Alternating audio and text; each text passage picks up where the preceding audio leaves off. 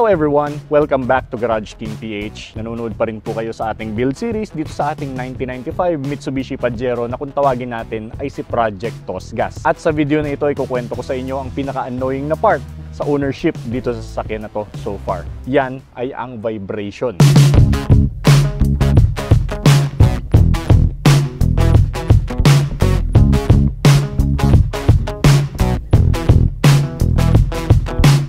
Siyempre, ang kasunod ng vibration ay ang ugong sa loob. Maraming mga bagay ang nag-aalugan at talaga namang uncomfortable yan. May mga time pa na yung constant na ugong ay nakaka-desensitize habang nagmamaneho para ka nalang aantukin bigla.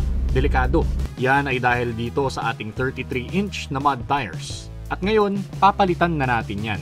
Di naman kasi tayo namumundok parati. Pati itong mismatch na spare tire and rims, out na rin yan soon. Ito na rin ang perfect time para ipakilala ko sa inyo ang ating bagong tire sponsor. Pero bago ang lahat ng yan, ano ba muna ang nakakabit dito? At bakit mas lamang ang nakikita nating disadvantage dito para sa application natin? Okay, guwapo mang tingnan ang malalaking spikes na yan, gusto kong malaman ninyo na 98% ng gamit ko dito sa Pajero na ito ay sa kalye. Pang daily drive ko ito sa trabaho, pero itong gulong natin, pang bundok eh. Para po sa madalas mag-trail, mas ma-utilize ito. At palag na sa trade-off ng ugong sa kalye dahil maganda naman ito sa mga putikan.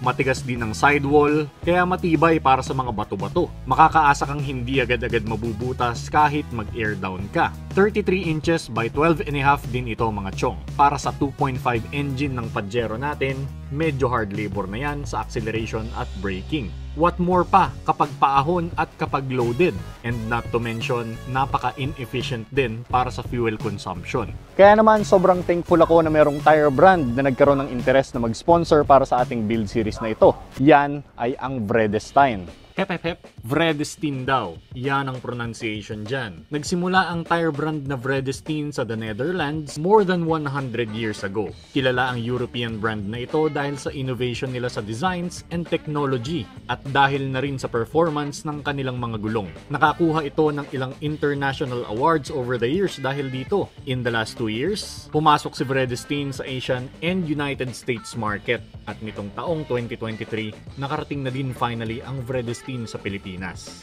At ngayon, pwede na nating ma-enjoy ang high quality ng mga gulong nila. Teka muna, napansin nyo ba ito mga chong? Giugiaro design. Ibig sabihin ng tatak na ito ay dinisenyo ang gulong na ito in partnership with the master Italian automotive designer Giorgetto Giugiaro na nakabase sa Moncalieri, Italy. Ika nga nila, if you know, you know. Narito lang naman ang ilan sa mga sasakyan na may galamay ang Ital Design Giugiaro mga chong. Oha, ang dami.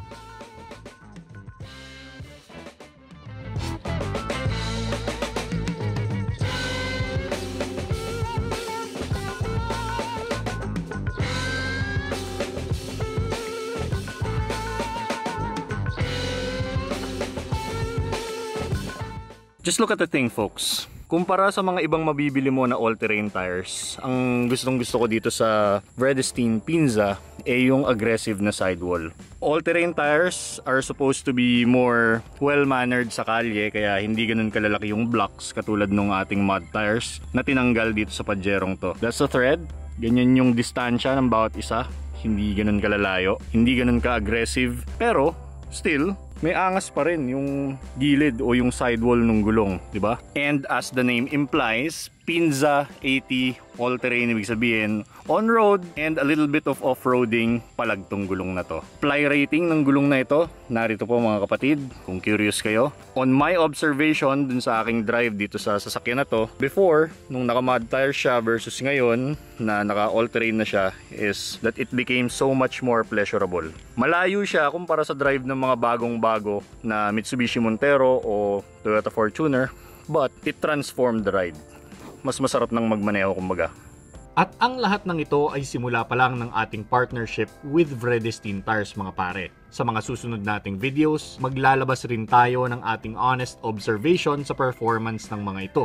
Ire-report ko sa inyo ang feedback ko sa tibay nito, tulad ng grip niya sa iba't ibang klase ng surfaces. Pero sa ngayon, sa ilang drives pa lang na ito ang gamit ko, masasabi kong sobrang naging mas pleasurable talaga ang bawat drive ko. Pero alam kong may tibay pa rin ang mga gulong ko dahil all-terrains ang mga yan. Di hamak na mas tahimik kumpara dun sa mud tires natin at dito, virtually, wala rin akong naririnig na road noise. Para sa akin na nag-e-aim na maging komportable itong daily driver, naging mas madali ang pag-trace ng mga lumalangit-ngit na components dito sa loob o kapag may something na nag-act up sa engine bay.